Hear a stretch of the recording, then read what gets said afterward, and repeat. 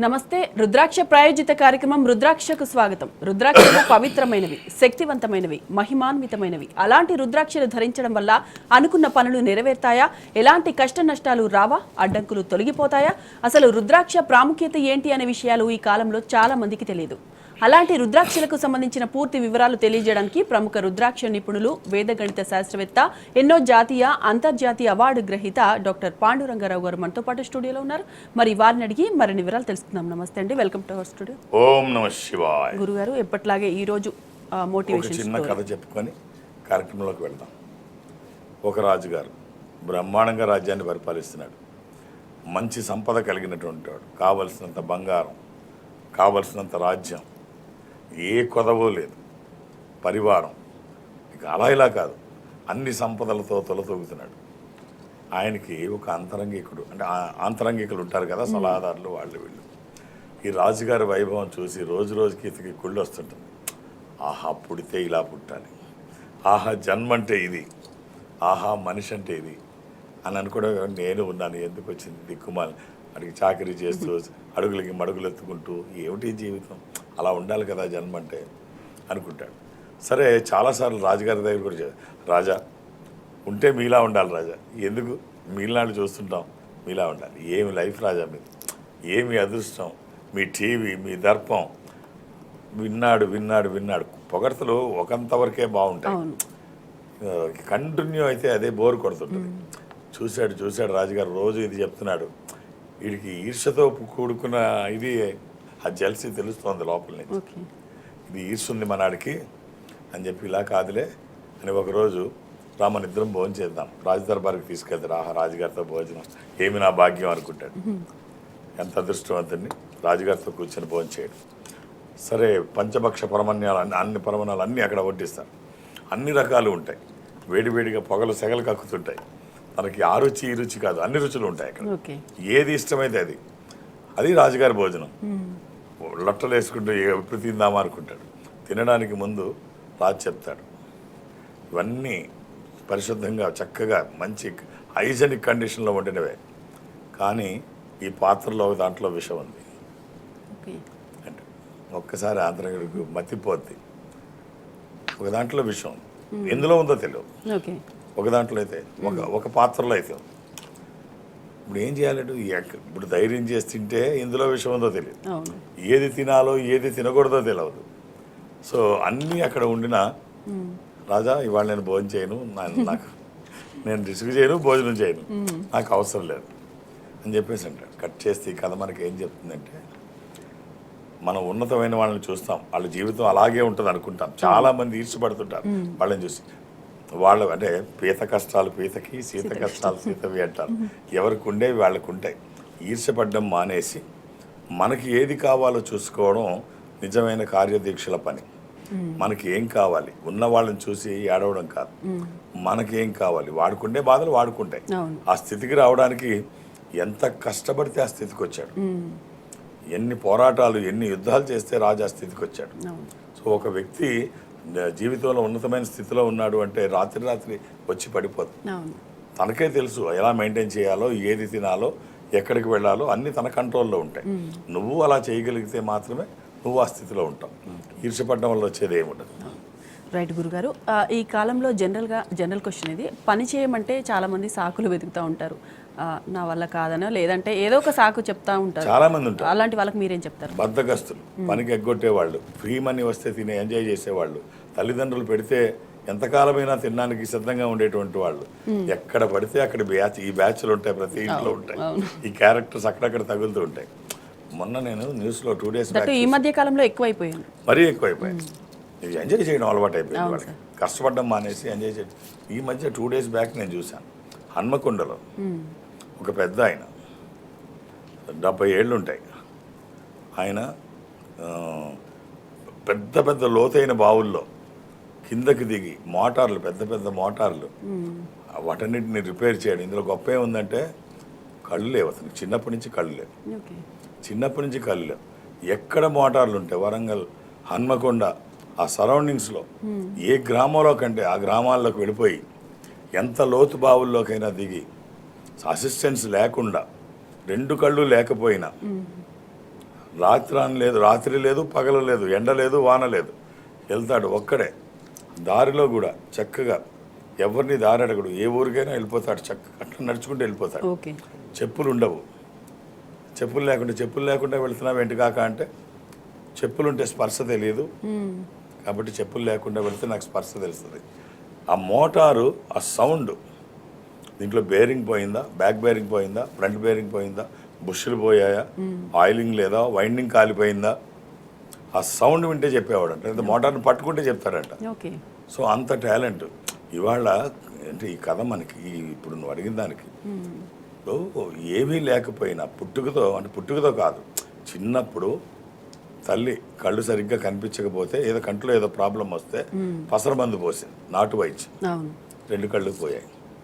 So అయినా కూడా ఎక్కడ నిరుత్సాహపడలేదు, ఏదో పని నేర్చుకోవాలి అనుకొని ఇప్పుడు ఆ చుట్టుపక్కల గ్రామాల్లో అందరూ హన్మకొండ, వరంగల్ చుట్టుపక్కల అన్ని వాళ్ళు చెప్తుంటారు, అక్కడ రైతులు చెప్తున్నారు, మామూలు ఎలక్ట్రీషియన్ని పిలిస్తే అతను ఖచ్చితంగా చేసిడా లేదా అని డౌట్, కాకా చేస్తే చూసే పని లేదు, కళ్ళు లేకపోయినా పర్ఫెక్ట్గా చేస్తాడు. సో ఇలాంటి వాళ్ళని ఇన్స్పిరేషన్గా తీసుకొని, అరే కళ్ళు లేకపోయిన వాళ్ళు, కాళ్ళు లేకపోయిన వాళ్ళు కష్టపడుతున్నారు, మనం ఇలా సోమరుగా తిరగడం ఎంతవరకు కరెక్ట్ అని వాళ్ళని చూసన్నా వెళితే సిగ్గు తెచ్చుకుంటే బాగుంటుంది. సంకల్పం ఉంటే ఏదైనా చేయొచ్చు, మనసు ఉంటే మార్గాలు ఎన్నో. ఈ కారణాలు చెప్పుకోవడానికి ఏముంది, సాకులు అనేకం చెప్తాం. రైట్ సార్, ఫస్ట్ కాల్ తీసుకుందాం. వినుకొండ నుండి కళ్యాణి గారు, నమస్తే అండి. నమస్తే అండి. గురుగారు ఉన్నారు, మాట్లాడండి, మీ డౌట్ ఏంటో అడగండి. నమస్తే గురుగారు. కళ్యాణ్ గారు, ఓం నమ శివ. ఏమిటమ్మా? మా బాబు గురించి కనుక్కుందామని చేశానండి. కళ్యాణి గారు కొంచెం గట్టిగా మాట్లాడండి. మా బాబు 2007 జూలై 14వ తారీఖు జన్మించారండి. ఎంతమ్మా డేట్? 14 అండి. 14. ఇది శనివారం అమ్మా. అవునండి. ఏం చేస్తున్నాడు బాబు? బాబు ఇంటర్ ఫస్ట్ ఇయర్ అయిపోయింది. ఆ రోజు ఏకాదశి కూడా, శుద్ధ ఏకాదశి. అవునండి. ఇది ఉదయం సూర్యోదయానికి ముందైతే వృశ్చిక రాశి, సూర్యోదయం దాటిన తర్వాత అయితే ధనుసు రాశి. ధనురాశి చూస్తున్నారమ్మా? రైట్. నైట్ 11:45 ధనురాశి, రైట్. దీనికి ఇవ్వాల్సిన రుద్రాక్ష ద్వాదశముఖి, 12 ముఖాలు, ద్వాదశ ఆదిత్య స్వరూపము, అంటే సూర్యస్వరూపం. ఉన్నతమైన స్థితి కోసము, అనారోగ్య సమస్యలు లేకుండా బ్రైట్ ఫ్యూచర్ కోసం ఇది. అలాగే త్రయోదశి 13, అది ఇంద్ర రుద్రాక్ష, రూలింగ్ రుద్రాక్ష, కమాండింగ్ రుద్రాక్ష. అనుకున్నది సాధించడానికి, సంకల్పం సిద్ధించడానికి, కోరికల సాఫల్యం కోసం, జాతకపరంగా అవసరమైంది కూడా త్రయోదశి. అంటే ఈ రెండిట్లో ఏదైనా ఒక్కటి ఇది వచ్చిన తర్వాత ఖచ్చితంగా బాగుంటుంది. మనం చేస్తున్న పనికి ఒక స్పిరిచువల్ సపోర్ట్, ఒక ఆధ్యాత్మికపరమైనటువంటి సహకారం వస్తే ఆ పని అద్భుతంగా ఉంటుంది. మీ ఆశీర్వచనము, వాళ్ళ ప్రయత్నము, ఈశ్వరానుగ్రహము అన్నీ బాగుంటాయి. All the best. ఎలాంటి నియమాలు లేవు, 24/7 ఎప్పుడూ వేసుకోవచ్చు. రైట్ గురుగారు, నెక్స్ట్ కాల్ తీసుకుందాం. చిన్న చింతకుంట నుండి నవీన్ గారు, నమస్తే అండి. హలో నవీన్ గారు, గురుగారు ఉన్నారు, మాట్లాడండి, మీ డౌట్ ఏంటో అడగండి. నవీన్ గారు, గురుగారు. ఓం నమ శివాయ. గురుగారు. ఏమిటండి? గురుగారు, నేను 1996 7వ నెల 7వ తారీఖు. నవీన్ గారు ఏం చేస్తున్నారు? ఇప్పుడు ఇక్కడ గ్రామ పంచాయతీలో పనిచేస్తాను. ఆదివారం పుట్టినట్టు తెలుసా? గురుగారు, ఆదివారమా?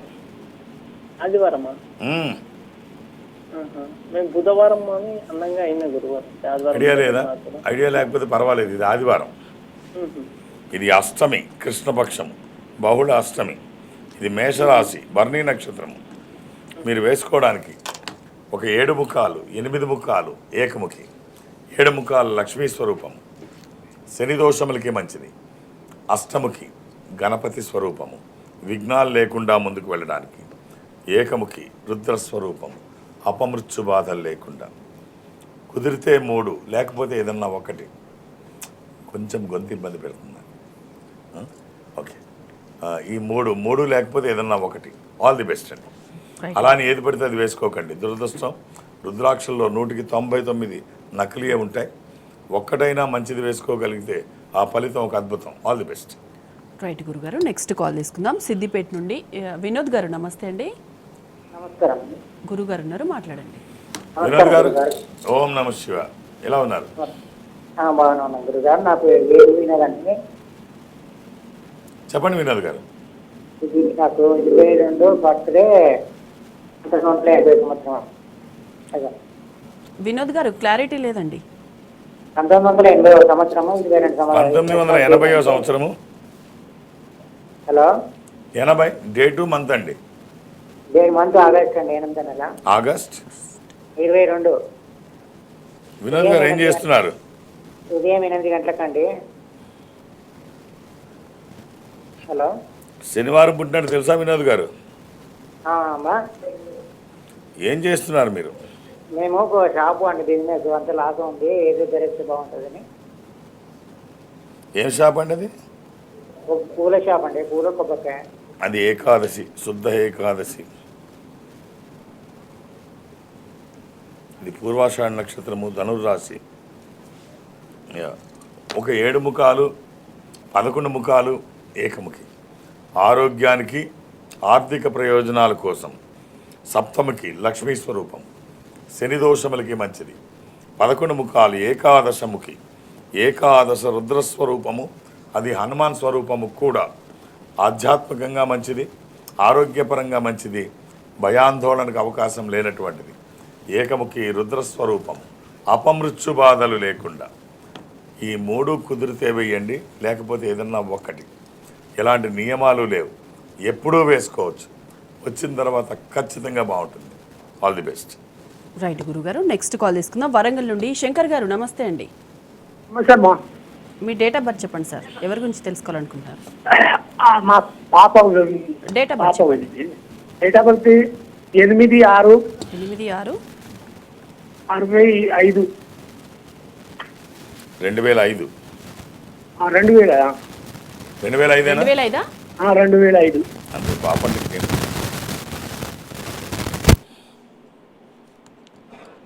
బుధవారం పుట్టినట్టు తెలుసా అండి? గుర్తుందా? బుధవారం గుర్తుందా? గుర్తుంది సార్. Very good. అలాగే ఇది పాడ్యమి, అమావాస్య తర్వాత రోజు. ఇది మిథున రాశి. అమ్మాయి ఏం చదువుతోంది? MBA అయిపోయింది సార్. MBA అయిపోయింది. జర్మనీలో ఉన్నది సార్. అది జర్మనీలో ఉన్నది. జాబ్ కొరకు ట్రై చేస్తాను సార్. ఎప్పుడు వెళ్ళింది జర్మనీ? 3 సంవత్సరాలు సార్. గ్రేట్. అమ్మాయి మైనర్గా ఉన్నప్పుడే పంపించేశారు, 17 ఏళ్ళకి.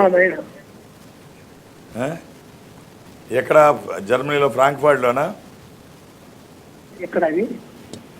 పాప ఉండేది. సరే, జర్మనీ కానీ ఊరంటే. సరే. ఒక్క రుద్రాక్ష చెప్తాను. త్రయోదశి, 13 ముఖాలు. అది ఇంద్ర రుద్రాక్ష, రూలింగ్ రుద్రాక్ష, కమాండింగ్ రుద్రాక్ష. అనుకున్నది సాధించడానికి, సంకల్పం సిద్ధించడానికి, కోరికల సాఫల్యం కోసం జాతకపరంగా అవసరమైంది కూడా త్రయోదశి. అది కుదరకపోతే నవముఖి, అమ్మవారి స్వరూపం. రెండిట్లో ఏదైనా ఒక్కటి చాలు. All the best. ఎప్పుడూ వేసుకోవచ్చు. హైదరాబాద్ నుండి సురేష్ గారు నమస్తే అండి. నమస్కారం సురేష్ గారు, ఎవరి గురించి తెలుసుకోవాలనుకుంటున్నారు? మేడం, నా గురించి అండి. డేట్ ఆఫ్ బర్త్ చెప్పండి. సురేష్ గారు 25/2/1985 సార్. 85. అవును సార్. సోమవారం ఉదయం 6 గంటలకు సార్. ఇది మండే, సోమవారం ఉదయం 6 గంటలకు sir.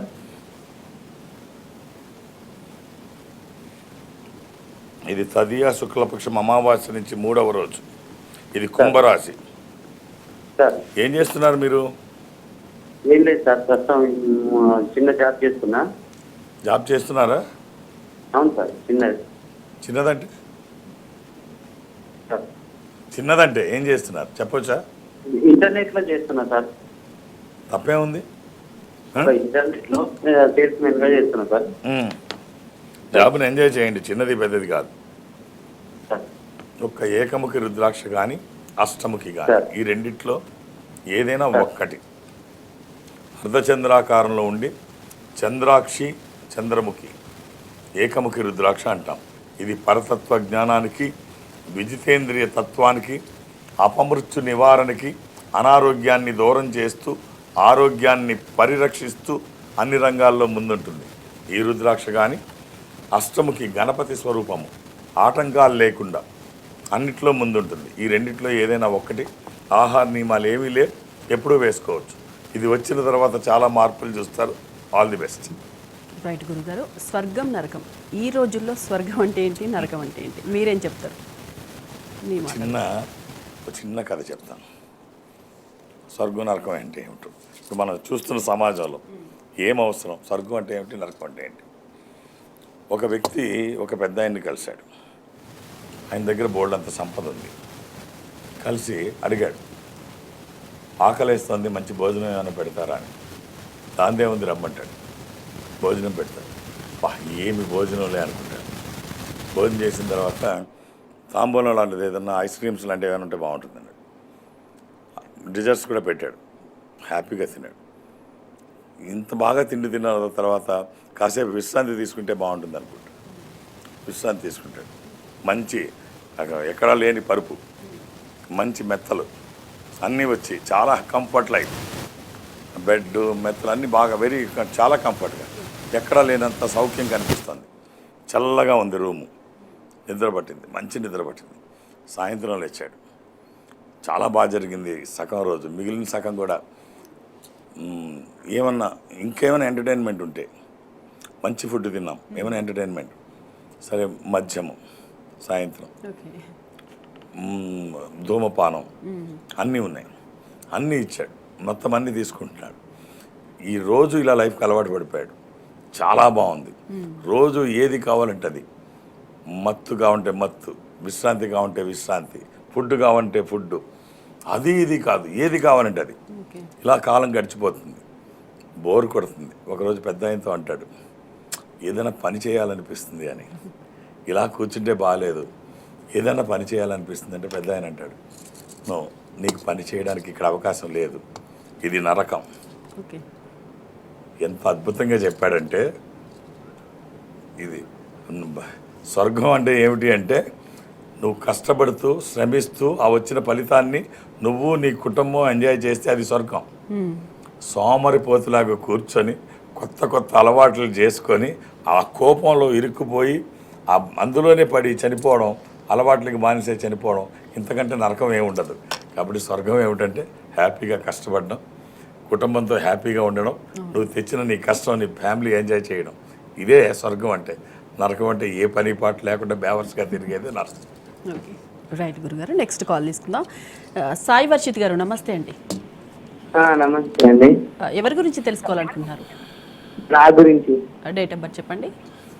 4th June 2009. Sai 2009. Sai Varshith Reddy స్వామి గారు. సాయి వర్షిత రెడ్డి.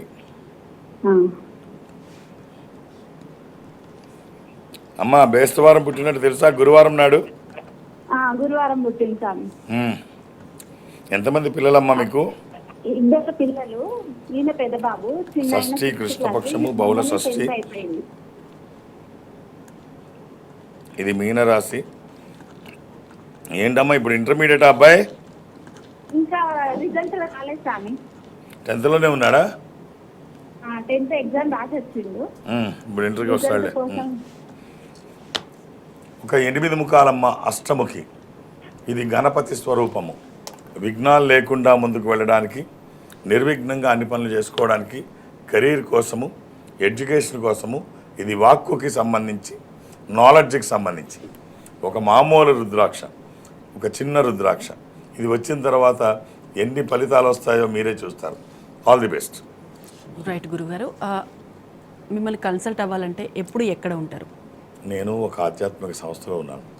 ఈ సంస్థ ప్రపంచవ్యాప్తంగా ఉంటుంది. జనరల్గా నేను ఎక్కడికి వెళ్ళడానికి అవకాశం ఉండదు. ఈ మధ్య ప్రతి గురువారం నాడు థర్స్డే ప్రపంచవ్యాప్తంగా ఈ సంస్థ ఉంటుంది. నేను సౌత్ ఇండియాలో అటెండ్ అవుతాను. ఓకే. దక్షిణ భారతదేశంలో ఈ సంస్థ కార్యాలయానికి, అది బెంగళూరో చెన్నైయో విశాఖపట్నమో ఏదో ఒక ఊరికి సౌత్ ఇండియాలో ప్రతి గురువారం నాడు వెళుతున్నాను. ఓకే. నిన్న నేను విశాఖపట్నం వెళ్ళాను, మొన్న బెంగళూరు వెళ్ళాను, ఇప్పుడు కమింగ్ థర్స్డే విజయవాడ. సో కొన్ని గంటలు అక్కడ ఉంటాను, మధ్యాహ్నం వరకే. మీరు 2-3 పేర్లు నమోదు చేయించకుండా నన్ను కలవాలనుకుంటే అక్కడ ఆ సరౌండింగ్స్ నుంచి వచ్చేవాళ్ళు మధ్యాహ్నం వరకే ఉంటాను. 2-3 పేర్లు నమోదు చేయించకండి, నాకు సమయం కావాలి, సంఖ్య కాదు. సమయం ఇస్తే నేను బాగా అనలైజ్ చేయగలను, నాకు ఆ నమ్మకం ఉంది.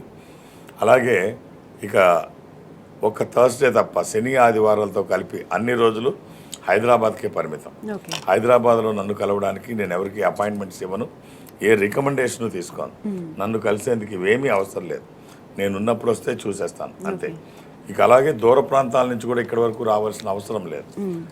ఈ సంస్థ అన్ని చోట్ల ఉంటుంది. సౌత్ ఇండియా నేను అటెండ్ అవుతానన్నాను కదా, మీరు సపోజ్ సౌత్ ఇండియాలో ఈ సంస్థ దగ్గరగా ఎక్కడైనా ఉంటే, అంటే మీరు బెంగళూరులో ఉన్నారనుకోండి, బెంగళూరులో ఈ సంస్థ ఇన్ఫాంట్రీ రోడ్లో ఉంటుంది. ఓకే. మీరు అక్కడికి వెళితే మా వాళ్ళు ఒక స్పెషల్ స్క్రీన్ ముందు అటు మీరు ఇటు నేను ఎదురు బదురుగా కూర్చొని మాట్లాడే సిస్టమ్ని వాళ్ళు ఏర్పాటు చేస్తారు. ఓకే. సో అది బెంగళూరు కావచ్చు, చెన్నై, వేములవాడ, శ్రీశైలం, కాళహస్తి, ఇలా ఎక్కడికి వెళ్ళినా సరే, విజయవాడ, రాజమండ్రి, విశాఖపట్నం, ఏదైనా మీరు అక్కడికి వెళితే వాళ్ళు ఒక స్పెషల్ స్క్రీన్ ముందు కూర్చోబెడతారు. అటు మీరు ఇటు నేను 1-to-1 మాట్లాడుకునే అవకాశం ఉంటుంది. ఆ విధంగా నన్ను కలిసిన, డైరెక్ట్గా హైదరాబాద్ వచ్చి నన్ను కలిసిన, లేదు గురువారం నాడు విజయవాడ కలవాలనుకున్నా ఒక్కొక్క డేట్ ఆఫ్ బర్త్ ఇవ్వండి, 2-3 అడగండి, అది సాధ్యం కాదు. రైట్ గురుగారు, నెక్స్ట్ కాల్ తీసుకుందాం. హైదరాబాద్ నుండి జ్యోతి గారు, నమస్తే అండి. నమస్తే మేడం. హలో జ్యోతి గారు. హలో. గురుగారు ఉన్నారు, మాట్లాడండి. అమ్మా ఓం నమ శివాయ్. నమస్తే మేడం. జ్యోతి గారు, అమ్మా జ్యోతి గారు. టీవీ వాళ్ళని తగ్గించి మాట్లాడండి. నమస్కారం అమ్మా, ఏమిటి సార్ చెప్పాలి? జ్యోతి గారు, టీవీ వాల్యూమ్ తగ్గించి మాట్లాడండి, లేదంటే కాల్ కట్ అవుతుంది. సార్ నమస్తే సార్. నమస్కారం అమ్మా, చెప్పండి. నేను మా బాబు గురించి తెలుసుకో. Date of birth 2002 2002 June 28.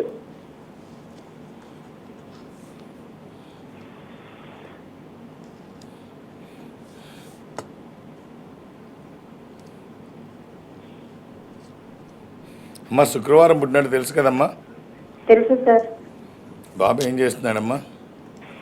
Babu CA చేస్తున్నాడు సార్.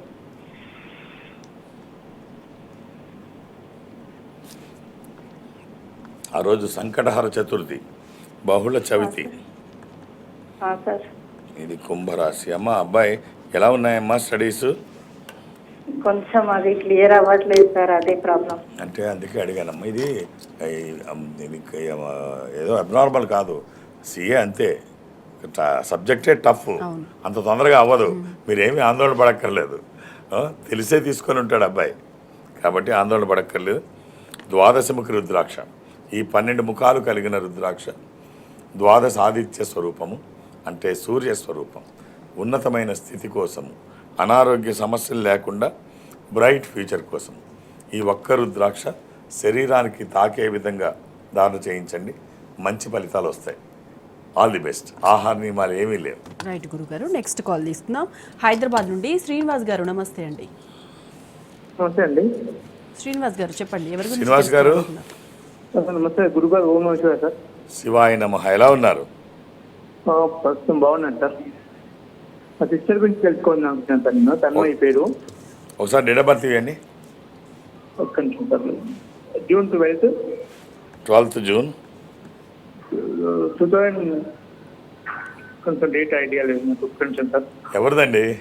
వాళ్ళ సిస్టర్. కొంచెం జూన్ 12, 2003 సార్. 2003 జూన్ 12. ఇప్పుడు బీటెక్ పనిచేసేది గురువారం అండి. గురువారం. ఓకే. తన ఫ్యూచర్ ఎట్లా ఉంటుంది? ఎక్కడ అబ్రాడ్ వెళ్ళే ఛాన్స్ ఉందా ఏమన్నా? ఇది చతుర్దశి శుక్లపక్షము, పున్నమి ముందు రోజు. సార్ ఇది వృశ్చిక రాశి, జ్యేష్ఠ నక్షత్రము. ఒకవేళ రాత్రి పుడితే ధనుర్రాశి మూలా నక్షత్రం. Sir sir Yes. ఫ్యూచర్ ఎట్లా ఉంటుంది ఒకసారి చెప్పండి. ఫ్యూచర్కి ఏమండి బ్రహ్మాండంగా ఉంటుంది. అసలు డౌట్ ఎందుకు వస్తుంది మీకు? ఛాన్స్ ఏమన్నా ఉందా సార్? డౌట్ ఎందుకు వస్తుంది? ఒక్క రుద్రాక్ష చెప్తాను, వీలైతే వేయండి. 9 ముఖాల అమ్మవారి స్వరూపం, నవశక్తి స్వరూపం, విజయాలు చేకూర్చి దోషాలు నివారించేది. అలాగే 13 ముఖాలు, ఇది అల్టిమేట్ రుద్రాక్ష మీ సిస్టర్కి. ఇది త్రయోదశి, ఇంద్ర రుద్రాక్ష, రూలింగ్ రుద్రాక్ష, కమాండింగ్ రుద్రాక్ష. అనుకున్నది సాధించడానికి, సంకల్పం సిద్ధించడానికి, కోరికల సాఫల్యం కోసం జాతకపరంగా అవసరమైంది కూడా త్రయోదశి అంటే 13. ఈ 9 కానీ 13 కానీ ఎలాంటి నియమాలు లేవు. 24/7 ఎప్పుడూ వేసుకోవచ్చు. శరీరానికి తాకే విధంగా వేయండి. All the best. రైట్ గురుగారు, నెక్స్ట్ కాల్ తీసుకుందాం. హైదరాబాద్ నుండి శ్రీకళ గారు, నమస్తే అండి. నమస్తే అండి, నేను గురుగారు. ఎవరి గురించి తెలుసుకోవాలనుకుంటున్నారు? మా పాపకు మ్యారేజ్ సెట్ అయితే లేదు, నేను అనుకున్న Date of ఏం birth జరగట్లేదు, చెప్పండి. వస్తుంది. అమ్మ డేట్ ఆఫ్ బర్త్. మా పాపది జనవరి 16, జాన్ 5 జనవరి 16, ఇయర్ అండి. 2001. కంగారు ఏముందమ్మా, ఇంకా 24 ఏళ్ళు వచ్చాయి, అయితలేదు. అది ఇది పెద్ద పెద్ద పాటలు ఎందుకు? ఆ? ఇంట్లో ఇక మా ఆయనకి హెల్త్ బాగుండదు, నాకు హెల్త్ బాగుండదు. మ్యారేజ్ అయిన నుంచి ఇవే కష్టాలు. అమ్మ సోమవారం పుట్టినట్టు తెలుసా? సోమవారం ఉంది. అమ్మాయి అది మంగళవారం పుట్టింది. అప్పుడు 16 అవుతుంది డేట్. డేట్ 16వ తారీఖు జనవరి 2001 సంవత్సరం. అంటే నైట్ మిడ్ నైట్ దాటిన తర్వాత అయ్యి ఉండొచ్చు. 16 వేసుకోవాలి. అది సోమవారం నాడు రాత్రి, తెల్లవారితే మంగళవారం. అమ్మా ఇది పంచమి, కృష్ణపక్షము, బహుళ పంచమి.